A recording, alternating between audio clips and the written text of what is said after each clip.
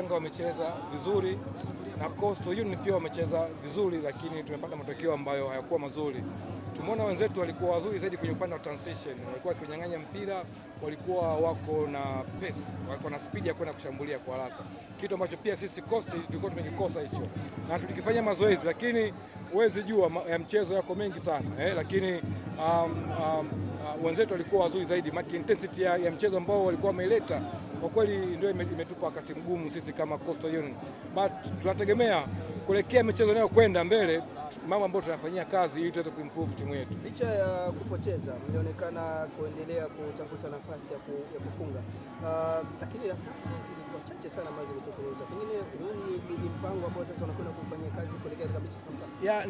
Ndio mapungufu ambayo yamejitokeza. Tumepata nafasi chache hatujazitumia, lakini sasa tunaangalia namna gani tunaboresha tupate nafasi zaidi kwa michezo inayofuata. Unapocheza na timu yenye kaliba kama ya Yanga, hauwezi kwenda ukajifungua kabisa na timu kama ya kwetu, ndio So plan ilikuwa tuweze ku manage angalau tutafute point moja, lakini wakipotea basi tupate point 3.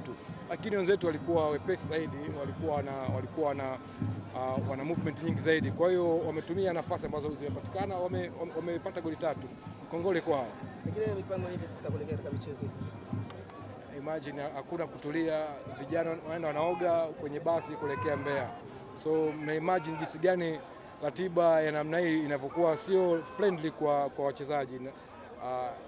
Inaumiza sana wachezaji na maendeleo ya mpira kwa upande vilabu vidogo hivi, tuna safari ndefu ya kufunga. Ratiba namna hii ni ngumu sana to be honest. Sawa, shukrani sana.